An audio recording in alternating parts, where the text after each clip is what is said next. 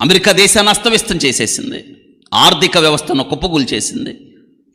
యెషయా గ్రంథం 60:12 నిన్ను సేవింపని జనమైనను రాజ్యమైనను నిలవదు అని చెప్పాడు. అట్టి జనము నిర్మూలము చేయబడును, అట్టి జనము నిర్మూలము చేయబడును.